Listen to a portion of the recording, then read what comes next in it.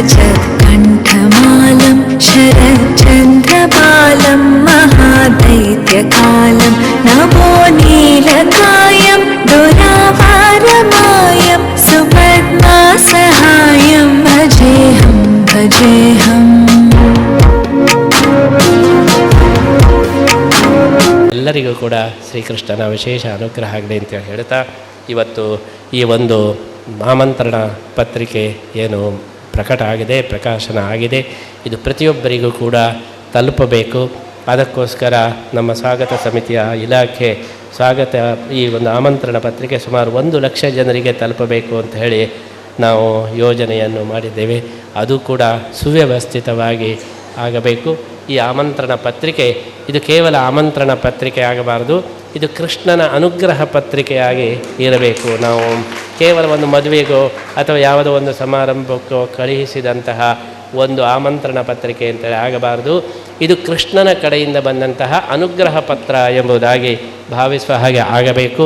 ಅದರ ಜೊತೆಗೆ ನಮ್ಮ ಗುರು ಪರಂಪರೆಯ ಒಂದು ಮಾಹಿತಿಯೂ ಕೂಡ ಸಿಗಬೇಕು.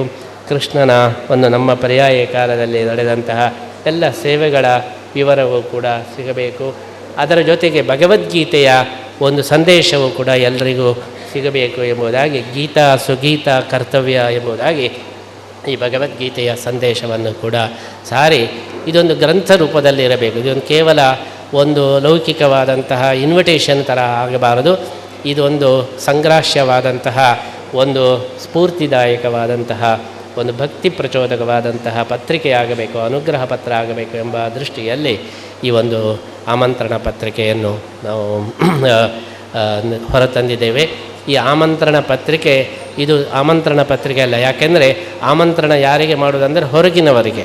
ನಾವೆಲ್ಲರೂ ಕೂಡ ನನಗೆ ಆಮಂತ್ರಣ ಸಿಗಲಿಲ್ಲ, ನಾನು ಪರ್ಯಾಯಕ್ಕೆ ಬರುವುದಿಲ್ಲ ಹಾಗೆ ಭಾವಿಸಲಿಕ್ಕಿಲ್ಲ. ಇದು ಆಮಂತ್ರಣ ಪತ್ರಿಕೆ ಉಳಿದವರಿಗೆ ಕೊಡೋದಕ್ಕೋಸ್ಕರ, ನಿಮಗಲ್ಲ. ನೀವೆಲ್ಲರೂ ಕೂಡ ಹೋಸ್ಟ್ ಹೊರತು ನೀವು ಯಾರೂ ಇಲ್ಲಿ ಗೆಸ್ಟ್ಗಳಿಲ್ಲ. ಆದ್ದರಿಂದ ಈ ಆಮಂತ್ರಣ ಪತ್ರಿಕೆ ಉಳಿದವರಿಗೆ ಕೊಡೋದಕ್ಕೋಸ್ಕರ ನಿಮಗೆ ನಾವು ಕೊಡ್ತಾ ಇದ್ದೇವೆ ಹೊರತು ನಿಮಗೆ ಅಲ್ಲ, ನೀವೇ ಹೋಸ್ಟ್ಗಳು. ಹಾಗೆ ನೋಡಿದರೆ ನೀವು ನಮಗೆ ಆಮಂತ್ರಣ ಕೊಡಬೇಕು. ನಾವು ಗೆಸ್ಟ್ಗಳು, ನೀವು ಹೋಸ್ಟ್ಗಳು.